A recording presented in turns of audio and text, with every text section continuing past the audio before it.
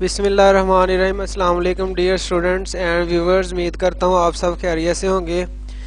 तो आज हम MS एक्सेल में हमारे पास जो टैब में ऑप्शन है वो है फार्मूलाज। तो भाई इसमें आप लोगों के जितने भी फार्मूलाज हैं वो आप लोगों के सामने हैं, गौर कीजिए। तो जो भी आपको फार्मूलाज करवाए गए हैं या जो पेंडिंग में रहते हैं वो सारे इसी में हैं। इसमें डेट एंड टाइम से रिलेटेड है, text, logical, financial, lookup and reference, math and trigonometry, और इसके अलावा इंजीनियरिंग से रिलेटेड हैं, मैथ स्टैट से रिलेटेड हैं, क्यूब से रिलेटेड हैं, इंफॉर्मेशन से रिलेटेड हैं। तो अब हम काम की ऑप्शन की तरफ चलते हैं। तो लाइक दैट हमारे पास कुछ डेटा है, तो उस पर अब हम इसको अप्लाई करते हैं।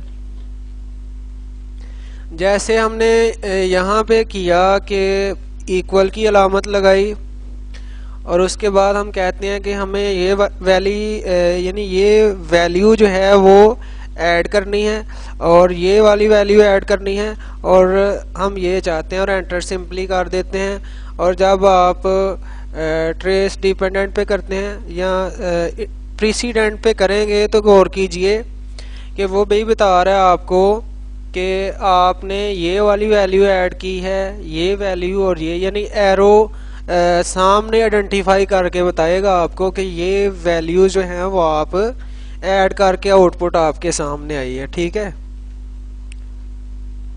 इसी तरह दूसरा फार्मूला चेक करते हैं।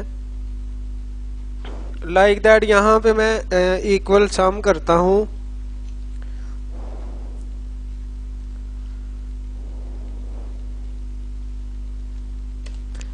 और यहाँ पे आके मैं ट्रेस प्रेसिडेंट पे करता हूँ, तो गौर कीजिए कि वो बता रहा है कि भाई ये सारी वैल्यू जो है वो ऐड हुई हैं, फिर इधर रिजल्ट आपके सामने आया है। ठीक है।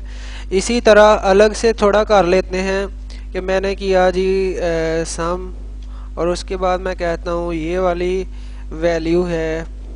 उसके बाद जस्ट एग्जांपल समझा रहा हूँ आप लोगों को ऐड करने के लिए। ठीक है।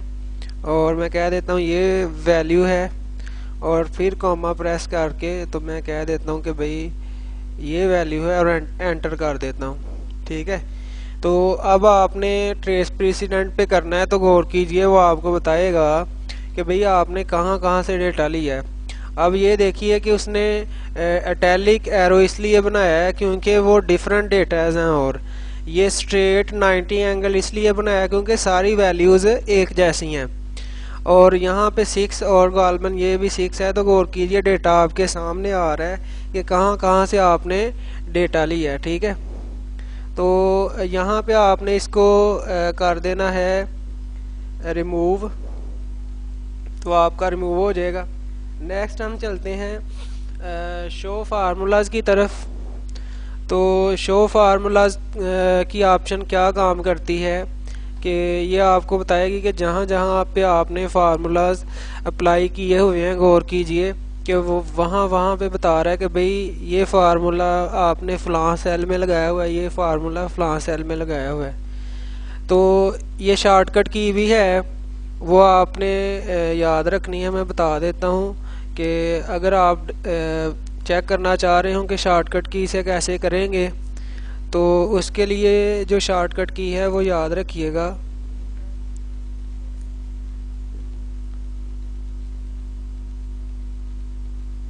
कंट्रोल और उसके बाद ये वाला जो बटन है टिल्ड की अलामत, ये याद रखिएगा कि दोनों को जब आप प्रेस करेंगे तो गौर कीजिएगा कि जब मैं यहाँ पे कंट्रोल और टिल्ड की अलामत प्रेस करता हूँ तो फिर भी आप लोगों के सामने जो है वो फार्मूला शो हो गए, यानी ये शॉर्टकट की है। तो नेक्स्ट चलते हैं हम।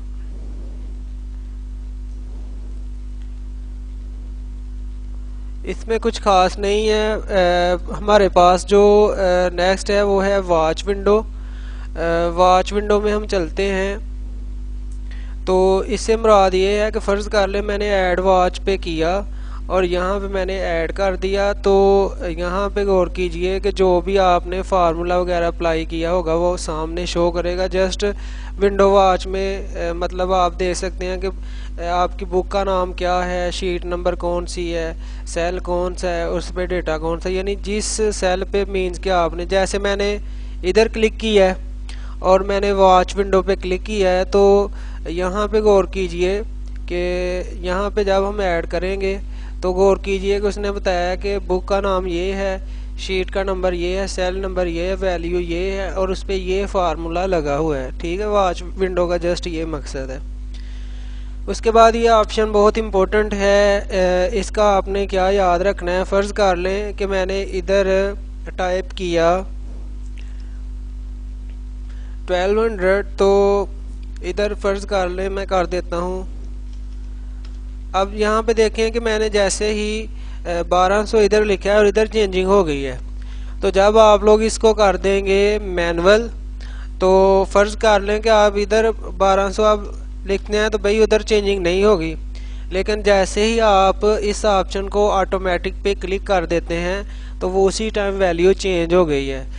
यानी बाज़ औक़ात ऐसे होता है कि गलती से आपसे मिस्टेक हो जाए और वो वैल्यू जो है वो चेंज हो जाती है ना, तो वो आपने फिर ऑप्शन कौन सी इस्तेमाल करनी है, मैनुअल की। कि अगर आपसे गलती से भी मिस्टेक हो जाए तो वो नेक्स्ट जो है वो चेंजिंग ना करे। ठीक है, तो ऑटोमेटिक और मैनुअल को याद रखिएगा कि मैनुअल में क्या करेगा कि जहाँ पे भी आप चेंजिंग कर रहे होंगे वहाँ पे वो ऑटोमेटिकली नेक्स्ट भी चेंजिंग आ रही होगी टोटल में भी।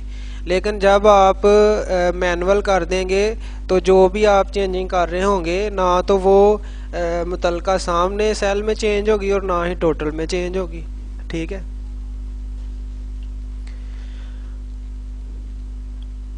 तो ये था हमारे पास फार्मूलाज का थोड़ा सा काम, जिसको करने के बाद आप कर सकेंगे कि कैसे हमारे पास जो फार्मूलाज हैं, जैसे हमारे पास फिनंशियल से रिलेटेड हमने काम करना है, टैक्स से रिलेटेड काम करना है, डेट एंड टाइम से रिलेटेड करना है, ट्रिग्नोमेट्री मैथ से रिलेटेड करना है, लुकअप और रेफरेंस के या लॉजिकल तरीके से करना है, या उसमें मैथ, स्टैट, इंजीनियरिंग, क्यूब और इंफॉर्मेशन से रिलेटेड और चंद जो मैंने आपको अहम ऑप्शन बताई हैं, इसका इस्तेमाल आप इजीली इसमें कर सकते हैं।